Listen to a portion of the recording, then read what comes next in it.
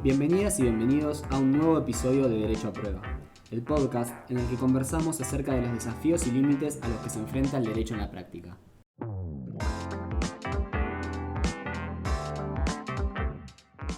Somos Lautaro García Alonso, Ailén Crespo Asconzábal, Sofía Bianchi y Florencia Lacapmesura. Hoy conversaremos sobre un tema que se ha puesto de moda en los últimos años a partir del auge del comercio digital. Se trata de una cuestión que nos interesa especialmente debido al gran número de mitos que se ha construido en torno a ello y el misterio que despierta cada vez que se lo menciona. ¿Qué son los bitcoins? ¿Representan una verdadera revolución en el modo de relacionarnos comercialmente? ¿Qué ventajas tienen? ¿Se han convertido en una de las principales herramientas empleadas para el lavado de activos o el crimen organizado? ¿Existen modos de regular su utilización?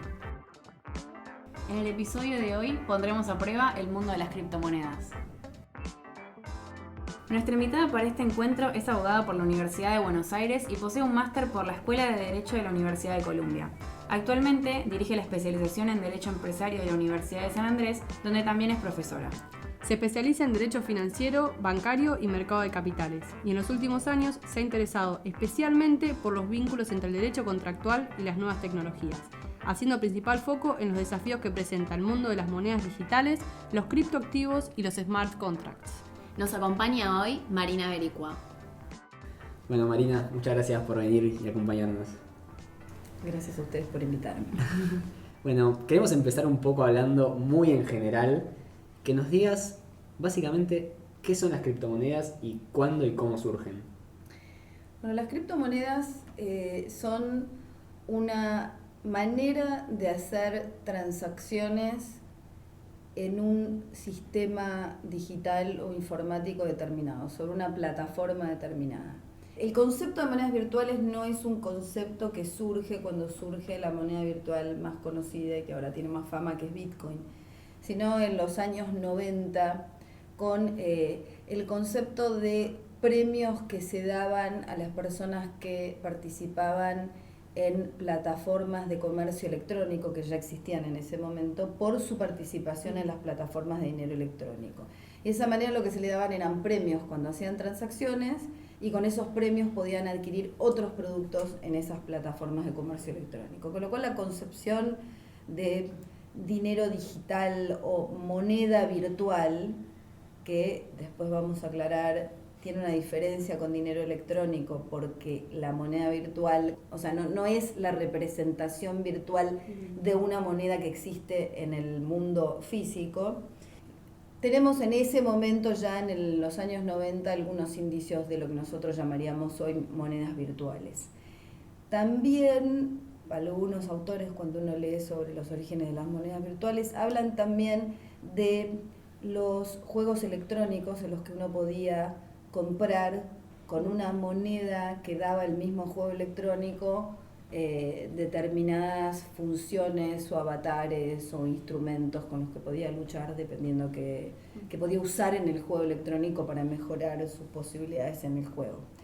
En el año 2008, luego de la crisis financiera, y hay toda una discusión al respecto, pero muchos opinan que como consecuencia de la crisis financiera se publica un paper cuya autoría es de un tal Satoshi Nakamoto, que nadie sabe exactamente quién es, puede ser un conjunto de personas, una persona sola. Ahora hay toda una discusión y hay juicios, porque hay algunas personas que dicen ser Satoshi Nakamoto, y juicios por injurias y calumnias, porque hay otras personas, otras organizaciones que han hecho manifestaciones en contra del Bitcoin. Entonces hay toda una cuestión misteriosa alrededor de eso. Con ese paper que sale en el año 2008, el paper propone un algoritmo que lo que crea es un sistema llamado Bitcoin, que es un sistema de cómo hacer ciertas transacciones dentro de un sistema determinado y que crea una manera de registrar esas transacciones muy particular. Ok, ¿nos puedes explicar un poco qué sería esto de este sistema de registrar las transacciones? Sí, la novedad que trae Bitcoin al mundo de las monedas virtuales es que el sistema contiene en sí una manera de operar que hace que el registro de las transacciones se realice en absolutamente todos los que intervienen en el sistema. Digamos, si hay dos personas que hacen una transacción, la transacción particular se va a registrar en las computadoras de esas dos personas, pero a su vez también se va a registrar en las computadoras de todas las personas que alguna vez hayan hecho una transacción de Bitcoin. Como es un sistema que lo que hace es registrar todas las transacciones de manera cronológica, una después de otra, en todas las computadoras que son parte del sistema, hay un sistema descentralizado de registro, porque a medida que se hacen más transacciones, hay más personas perteneciendo al sistema, hay más computadoras en el sistema, hay una red cada vez más grande de computadoras que registran todas las transacciones a la vez. ¿Ese registro es lo que llamamos cadena de bloques o blockchain? Ese es el registro que nosotros llamamos cadena de bloques o blockchain, porque generalmente cuando uno piensa en un registro de una transacción, si uno tuviera que hacer un registro sobre un papel, diría, bueno, A le vendió a B tal cosa, B le vendió a C tal cosa, C le vendió a D tal cosa. Pero uno va registrando las transacciones independientemente, A B, luego B a C, luego C a D y luego D, etcétera. Lo que hace este sistema es, cada vez que se registra una transacción nueva, registra la transacción anterior también. Entonces registra A y B, luego cuando registra la de B a y C, registra A y B, B a C, y cuando registra la de C a D, registra A y B a B, B a C, C a D. Digamos, generando bloques, que son cada, digamos, conjunto de transacciones que van unidos al bloque anterior. Y cada vez que hay un registro nuevo de una transacción, se registra de nuevo toda la información de las transacciones anteriores, constituyendo de esa manera una cadena. ¿Y por qué tenemos que confiar en este sistema? Es decir, ¿por qué es un sistema tan seguro? Justamente, bueno, a ver, la seguridad de las plataformas de blockchain está basada en, primero, la idea de que cada vez que se registra una transacción, se registra la información de todas las transacciones anteriores que ocurrieron en el sistema. Lo cual implica también, si ustedes lo piensan, un desafío en términos de cantidad de información que se va registrando en el sistema y cómo el sistema se puede ralentizar por cada vez más información en el sistema, de bloques de información más grandes, si uno lo piensa. El otro factor que interviene y que es importante en las plataformas de blockchain es que los individuos que participan o las organizaciones que participan no participan con sus nombres, con los nombres que tienen en la vida física o en la vida real, sino que participan, son el conjunto de un sistema criptográfico. Yo no soy Marina Bericua, yo soy una clave pública más una clave privada, que solamente me puede pertenecer a mí y que ninguna otra persona más en el mundo puede tener esa misma combinación de clave privada y clave pública. Eso constituye mi identidad dentro del sistema. Y esa clave pública y privada me la da el mismo algoritmo por el cual se crea la blockchain particular. Para poder transferir, yo necesito usar ese sistema de clave pública y privada y uso también, digamos, la clave pública y privada de la persona a la que le estoy transfiriendo, por ejemplo, los bitcoins determinados. Ese sistema de criptografía más el concepto de cadena de bloques hace que sea prácticamente imposible alterar la información contenida en la cadena de bloques una vez que está registrada.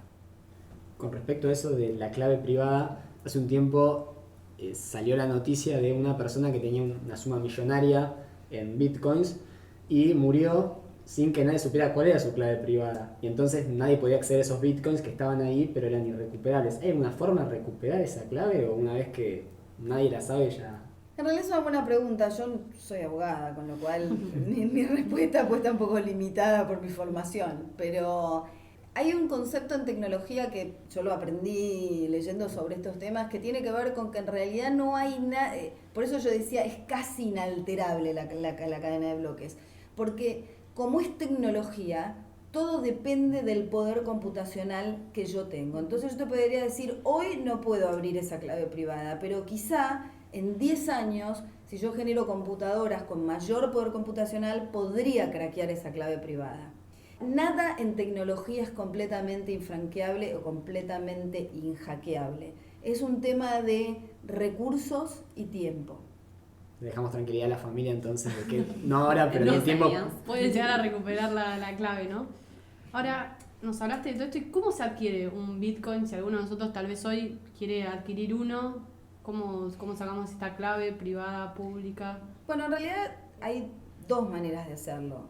Una manera es bajar el software, dependiendo de, no sé, uno quiere Bitcoin, porque hay varias monedas, con lo cual uno podría también querer adquirir otro tipo de criptomoneda. Pero supongamos que uno quiere adquirir Bitcoins. Hay dos maneras. Uno podría decir, voy a usar mi computadora como un nodo, voy a usar mi computadora como una de esas computadoras que va a funcionar como parte del registro, o voy a ir a una compañía que lo que hace básicamente es intercambiar dinero fiat. Nosotros le llamamos, en la jerga del mundo de blockchain y criptomonedas, que no es solamente en esa jerga, en la jerga diría del derecho financiero, la moneda fiat es la moneda física. Puedo intercambiar moneda física por bitcoins que me los vende ese exchange o casa de cambio, como si fuera una casa de cambio de la calle San Martín. Y lo que me hace es registrar a mi nombre en una billetera electrónica que tiene la misma exchange una cantidad de bitcoins determinados. Realmente, si uso ese sistema, yo no tengo los bitcoins. En realidad es como, alguna vez ustedes, los que estudiaron Derecho y vieron conmigo, en el mercado de capitales vos tenés registros electrónicos de tenencias de valores. Esto es como un registro electrónico de una tenencia de valor. Pero en realidad en el sistema, el exchange funciona como un nodo más. Es el exchange es el que tiene el nodo, el que tiene la computadora que funciona en el registro descentralizado. Y los bitcoins en realidad para el sistema están a nombre del exchange. Pero el exchange a su vez tiene un registro electrónico de que esos bitcoins que tienen pertenecen a determinadas personas. Y teníamos otra pregunta respecto al número de bitcoins que están disponibles, porque está como este mito de no inviertas en bitcoins porque se van a acabar en algún momento, entonces... En realidad, el algoritmo establece, como estos son, digamos, fórmulas matemáticas, el algoritmo establece una cantidad de bitcoins máxima que son 21 millones. Hasta hace un tiempo había 17 millones y algo emitidos hasta ahora. Ustedes me preguntarán, ¿pero qué es eso de la emisión? En realidad el algoritmo lo que hace es, cada vez que el sistema quiere registrar una transacción, lo que hace el algoritmo, que es esta entidad que no tiene, digamos, no sabemos qué es, esta entidad virtual, lo que hace es le paga a el nodo o computadora que realiza una transacción matemática honorarios por haber resuelto ese problema matemático, y así es como se van emitiendo los bitcoins. Va alargando bitcoins el algoritmo a lo que llaman, habrán escuchado ustedes alguna vez, mineros. Y de esa manera van entrando bitcoins al sistema.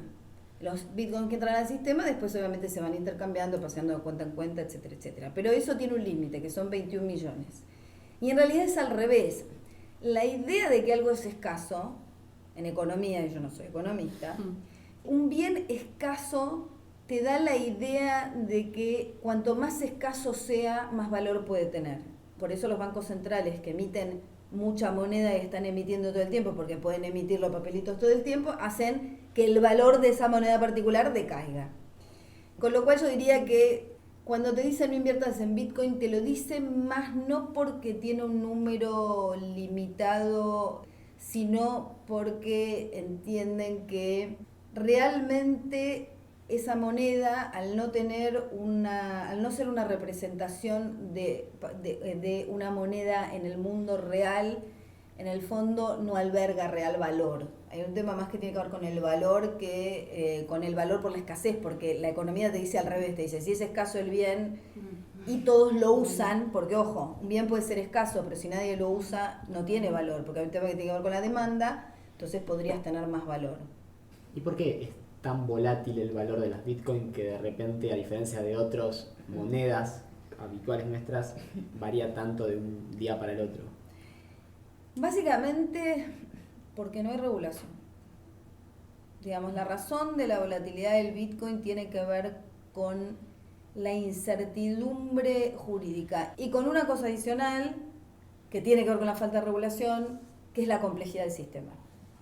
Una vez yo estaba hablando con un ingeniero en sistemas y me dijo, no Bitcoin, porque Bitcoin es digamos, la moneda que vos usás, el instrumento que usás para hacer la transacción.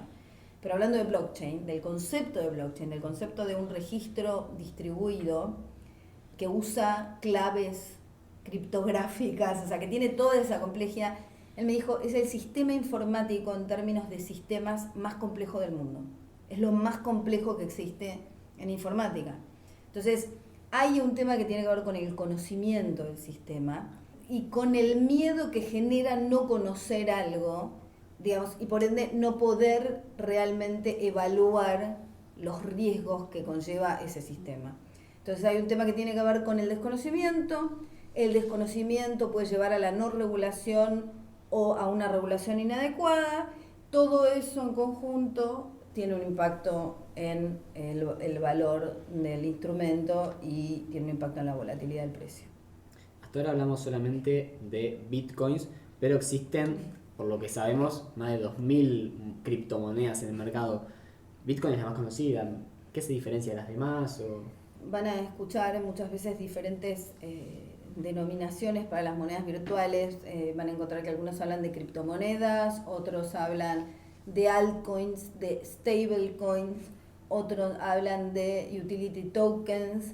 En realidad las grandes categorizaciones en este tipo de instrumentos son monedas virtuales o digamos que se usan como si fueran una moneda común y corriente, una moneda física. Tokens que son llamados cupones o utility tokens, que en realidad lo que hacen es, por ejemplo, soy una empresa que genera una blockchain de traqueo de la calidad de un producto. Entonces se va registrando a medida que vas pasando instancias de producción de un producto, esas instancias se van registrando en este registro distribuido. Y vos querés en el futuro, porque vos producís unos productos y te interesan, no sé, manzanas, naranjas o lo que fuera, en el futuro te gustaría ser parte de esa red que también pueda traquear la producción de tu producto particular, porque te parece que vos después podés mostrar a los clientes que, mirá, vos tenés una manera transparente de mostrar que tu producto tiene calidad porque pasó por determinados procesos.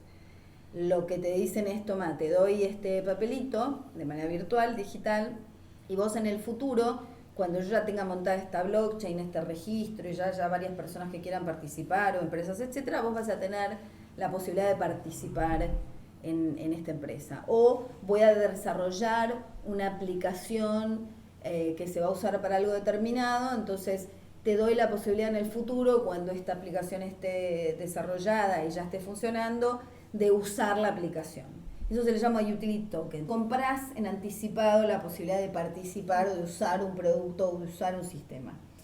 Y la tercera forma es algo que se parece a lo que nosotros llamamos títulos valores, que es básicamente una representación de una participación en un proyecto determinado, la representación de la posibilidad de cobrar un interés en el futuro y que me devuelvan lo que pagué para que cuando me dieron ese utility, o bueno, ser parte o tener parte de un proyecto determinado y ser el dueño como si tuviera acciones.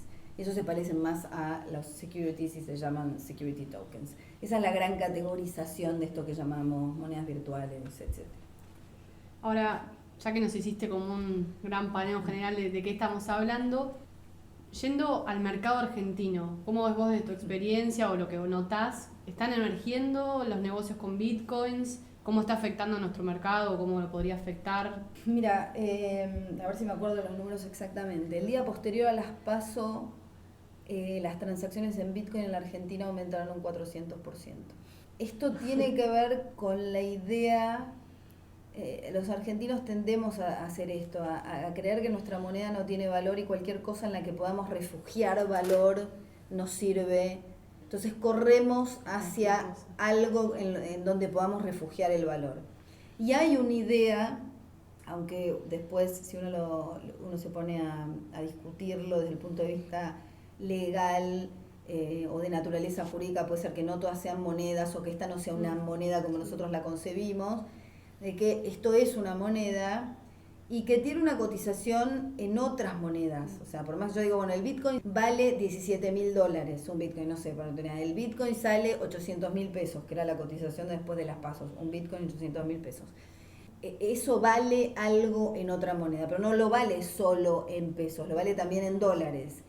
Y la idea de que yo puedo participar de este intercambio de moneda de manera no regulada, porque no tengo que ir a una casa de cambio, no tengo que ir a ningún lado, solamente me tengo que meter en internet y comprar bitcoins, ni siquiera comprarles a un exchange acá, le puedo comprar un exchange en Londres porque me meto en internet y lo hago.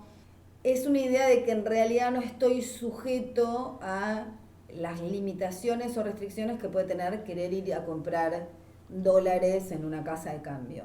Entonces lo que pasó después de las pasos es que hubo esa sensación de que puedo ir a comprar y a refugiarme en este valor, independientemente de todos los riesgos y la volatilidad que siempre, digamos, está rondando esta cuestión de las monedas virtuales.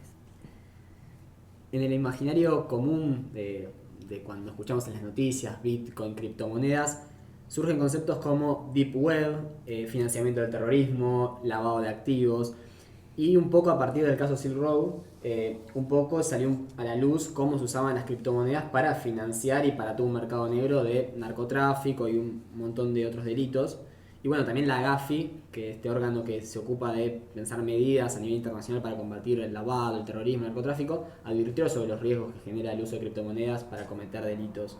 ¿Por qué esta asociación entre criptomonedas y delitos financieros o financiamiento del crimen organizado? ¿Y es tan así? A ver, a partir de determinado momento en el sistema financiero internacional, justamente para prevenir lavado de dinero y el financiamiento de actividades terroristas y de actividades delictivas en el mundo, comenzaron a haber un montón de medidas que se imponían, sobre todo a los bancos, porque se suponía que eran los bancos los que funcionaban como intermediarios en la transferencia de dinero, que era el dinero que venía o de estas actividades ilícitas o el que se usaba para financiar estas actividades ilícitas. Con el advenimiento de todas estas normas que tienen que ver con conocer a los clientes, hacer un perfil de quienes están operando en las cuentas, ver si tienen una actividad lícita que pueda justificar de dónde vienen los fondos que están usando para hacer las transferencias, etcétera. Existe la idea de que el sistema financiero es seguro y cualquier cosa que no sea el sistema financiero es inseguro. Hay un componente particular que ayuda a esta idea de que las criptomonedas y las transacciones en criptomonedas pueden facilitar el lavado de dinero, que tiene que ver con la idea de la pseudo-anonimidad que está inserta en el sistema criptográfico. La idea de que yo no soy una persona en el sistema, sino que soy un conjunto de una clave privada más una clave pública y que nadie sabe necesariamente quién está detrás, salvo quiénes. ¿Quiénes les parece que saben quién está detrás? Los exchanges saben quiénes están detrás.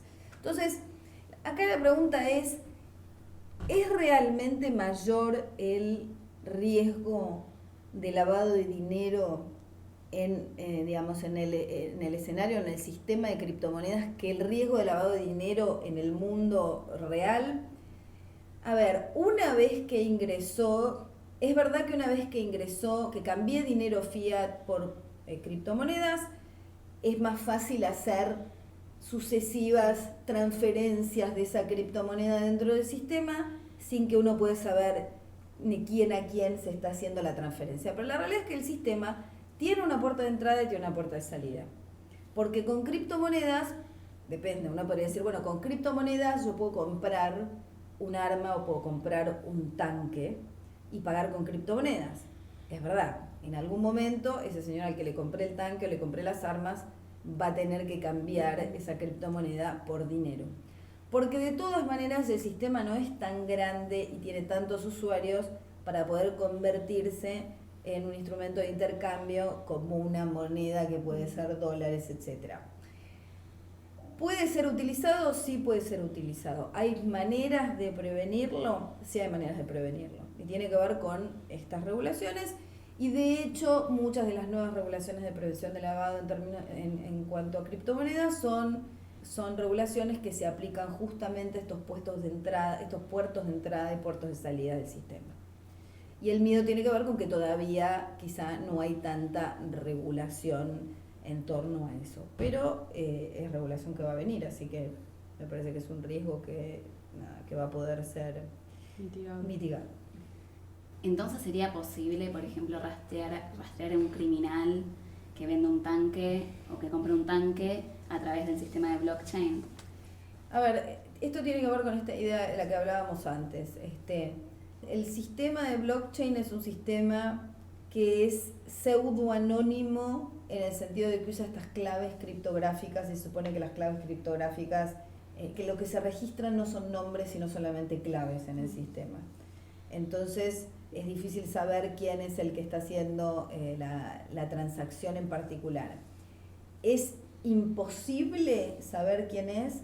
La criptografía tiene que ver con tomar información como nosotros la conocemos, si tomáramos un pedazo, un párrafo de algo que está escrito en un papel y lo transformáramos en una clave alfanumérica, en un código alfanumérico. La pregunta es si se puede reversar de ese código alfanumérico a la información que dio lugar a ese código alfanumérico. Cuanto más complejo es el código, más difícil es hacer la ingeniería reversa. ¿Es imposible hacer la ingeniería reversa? No. Tiene que ver con el poder computacional. Y la realidad es que la tecnología avanza a tal punto que algo que hoy no es reversible, mañana puede ser reversible. Pero entonces podría haber un problema de privacidad en las transacciones de las personas.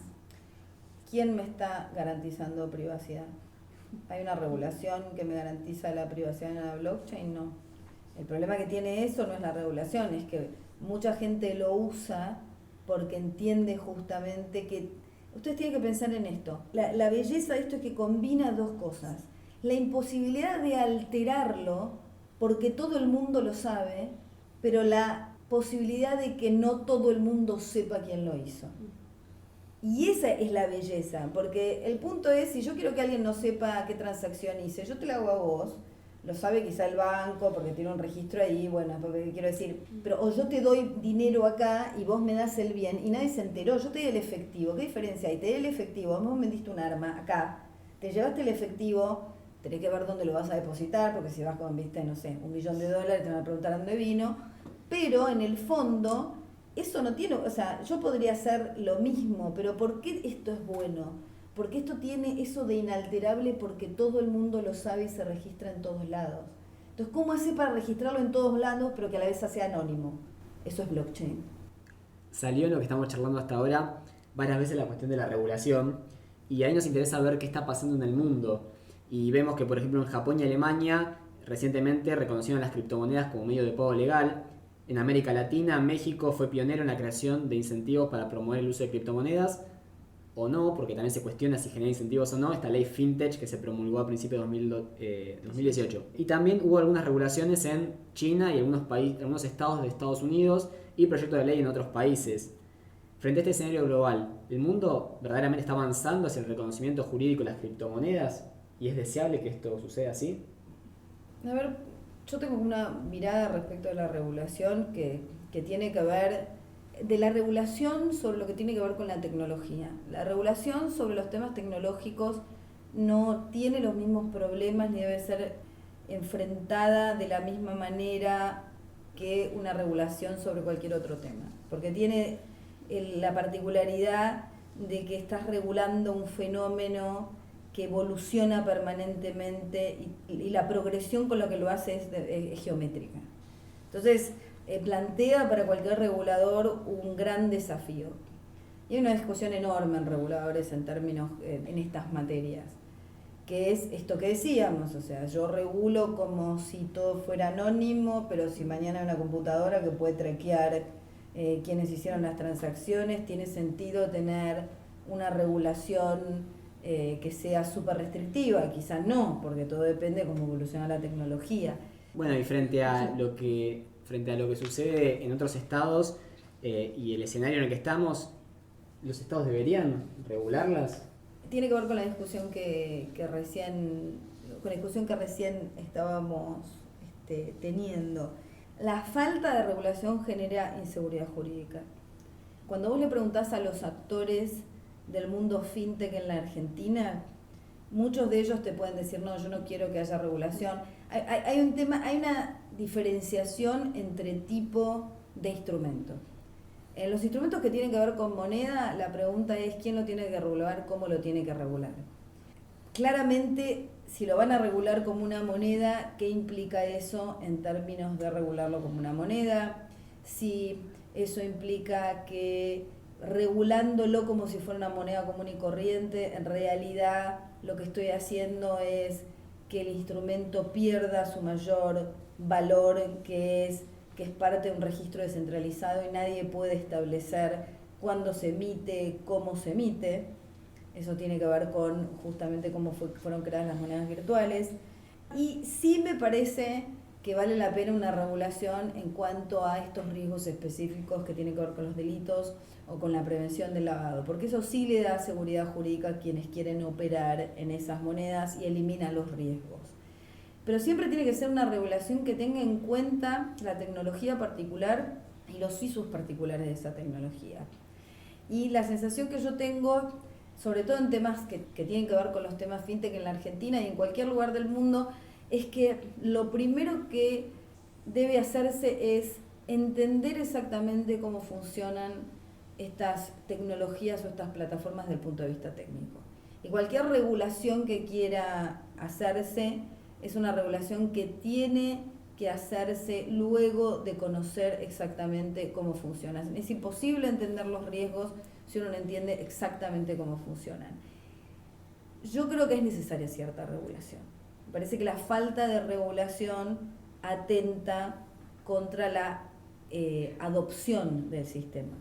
Entonces, cuando el sistema quiere ser un sistema que sea adoptado por muchos, en realidad hay un límite que puede tener el mismo sistema si vos no tenés alguna regulación que genera cierto grado de seguridad jurídica.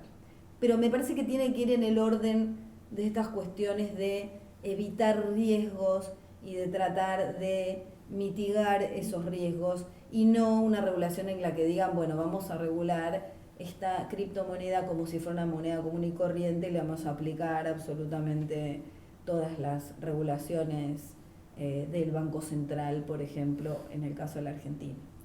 A eso justamente nombraste el Banco Central y se nos viene a la cabeza por ahí si alguien nos está escuchando y dice, bueno, a ver, ¿cómo podemos llegar a regular esto? Como decimos, de una forma de que no corte con todo lo que es la innovación, pero que a su vez dé un poco de estabilidad y quite un poco de volatilidad en esto. Por ahí, ¿en qué dirección creerías que debería ir una regulación o quién se debería encargar? Hay que crear alguna entidad nueva que se ocupe de esto, porque justamente no es algo que todos, que estén en común de la gente, el saber sobre estos temas. Por supuesto, todo depende de qué instrumento sobre qué instrumento estoy hablando, porque dependiendo del instrumento voy a mirar un regulador diferente. Entonces, si hablo de criptomonedas, voy a estar obviamente mirando al Banco Central. Si hablo de tokens que se parecen a una participación en un negocio o en un proyecto, se parece más a acciones, eso va a ser de la Comisión Nacional de Valores. Todo lo que tenga que ver con la prevención de delitos de lavado va a tener que ver con la Unión de Información Financiera en la Argentina, etcétera. Con lo cual ahí depende mucho de cuál va a ser el regulador. Pensemos si de repente, como hicimos en otro episodio anterior, fuéramos asesores de algún legislador o legisladora y quiere presentar un proyecto de ley para regular las criptomonedas. ¿Cuáles serían esos principales puntos en los cuales nos deberíamos detener para que la regulación sea algo que estuvimos comentando ya? Si fuera un legislador, es bastante complejo. Las experiencias en el mundo sobre leyes integrales, sobre estos temas, no son necesariamente buenas. Hay algo en el orden de que las regulaciones tan generales no son buenas por el tipo de tecnología. Estamos hablando de tecnologías muy, muy específicas. Creo que sería fundamental. Hay dos cuestiones. Una es cuánto de la regulación que ya tengo puedo aplicar. Digamos, en determinados tipos de instrumentos como los que se parecen a títulos valores, la pregunta es si realmente necesito una regulación nueva o necesito adaptar lo que tengo en alguna medida. ¿Por qué adaptar lo que tengo? Porque ustedes piensen que el tema que tiene que ver con esto es que la creación y la emisión de estos instrumentos es casi por, les diría, generación espontánea, pero no generación espontánea porque alguien crea el algoritmo. Hay compañías que están creando estas monedas, pero la realidad es que una vez que las crean, la moneda o el instrumento tiene vida propia. No puede ser controlado por quien lo creó. Y eso es muy importante para tener en cuenta. Entonces, y tiene que ver con esta idea de descentralización. Y sí, la regulación lo que no puede hacer es matar la descentralización, que es la base y el core de lo novedoso del sistema y de este tipo de instrumentos, que es que no depende de alguien en particular. Hay un ejemplo particular que tiene que ver con, digamos, ejemplos de instrumentos que no están montados sobre una blockchain descentralizada. ¿Qué quiere decir esto? Que hay instrumentos que se están creando, que están montados en una blockchain porque es un registro distribuido, pero es un registro distribuido donde alguien dice quién entra y cómo se votan las decisiones para establecer cómo funciona el sistema. Es el caso de Libra, de Facebook, Google, etc. Cuando ustedes leen el white paper, que es básicamente el prospecto que explica cómo funciona esa moneda, lo que dice el prospecto es, bueno, nosotros vamos a hacer una moneda que se va a poder usar para hacer transacciones, etcétera, etcétera, pero vamos a decidir, todos los que somos parte de este consorcio, que somos nosotros y somos los que decimos quién entra al consorcio, vamos a decidir quién participa del consorcio, y cuando tengamos que decidir sobre registros de transacciones, etcétera, lo que vamos a hacer es vamos a votar entre nosotros. Entonces, cuando la blockchain sobre la que se monta el instrumento particular empieza a perder un poquitito ese carácter de descentralización y empieza a ser controlado por ciertas reglas que están afuera del sistema, que son reglas de gobernanza, es muy importante entender cómo funcionan esas reglas de gobernanza. Y esto es lo que está asociado a la idea de regulación, porque la regulación lo que hace es generar un control sobre el instrumento. Entonces, es un delicado balance, equilibrio. Creo que es necesaria cierta regulación. Creo que la regulación debería decir lo que no es esto en principio, para que no estén especulando varios sobre qué es lo que es, porque el gran miedo que tienen aquellos innovadores o emprendedores que quieren generar nuevas monedas, sobre blockchains nuevas, etcétera, es que alguien termine diciendo te voy a aplicar la regulación de otro instrumento a vos porque vos sos parecido a eso. Entonces ahí hay un trabajo del regulador. Los reguladores en la Argentina, tenemos que decir, han tenido una actitud bastante precavida, en el sentido de que no han querido regular o asimilar los instrumentos a cierta regulación que todavía tienen, a los efectos de no matar ni frenar la innovación. Eso está bien, pero eso, digamos, es una sábana corta. En algún momento los reguladores tienen que empezar a decir algo. Una pregunta que seguramente le va a interesar a un legislador o legisladora es si hay forma de cobrar algún impuesto, ya sea sobre la tenencia de las criptomonedas o sobre las transacciones. ¿Hay modo de grabar? Modo de grabar hay siempre, porque la ley puede grabar lo que quiera grabar, digamos. Ustedes ya habrán leído, si están haciendo esta pregunta, muchos artículos que tienen que ver con cómo la autoridad tributaria argentina está grabando las criptomonedas porque las asemeja a determinados tipos de activos. La verdad es que grabables son grabables, digamos, cualquier tipo de transacción. al punto tal que ustedes no olviden que nosotros en la Argentina tenemos un impuesto que es un impuesto prehistórico que no aplica a nadie en el mundo como el impuesto de sellos, con lo cual la contestación a ¿es grabable? Digo, sí, es grabable, porque basta que un legislador establezca en una ley fiscal que tenés que pagar por esas transacciones y efectivamente tenés que pagar por esas transacciones. No nos podemos olvidar del impuesto a los débitos y créditos, con lo cual, quiero decir, la discusión tributaria no tiene que ver necesariamente con el tipo de instrumento, sino con la política tributaria y fiscal del Estado particular. No diría que tiene que ver con estos instrumentos en particular. Bueno, Marina, como para ir cerrando, una pregunta. La reacción del mundo financiero al surgimiento de las bitcoins o demás criptoactivos, porque, a ver, esto nace por ahí como una amenaza, como algo antisistema para descentralizado, justamente por la desconfianza que se tiene a partir de la crisis financiera de justamente las instituciones financieras. Entonces, ¿cómo ven los bancos o distintas entidades financieras justamente esto, el surgimiento de esto, como una amenaza, como una competencia? Al principio lo vieron como una amenaza.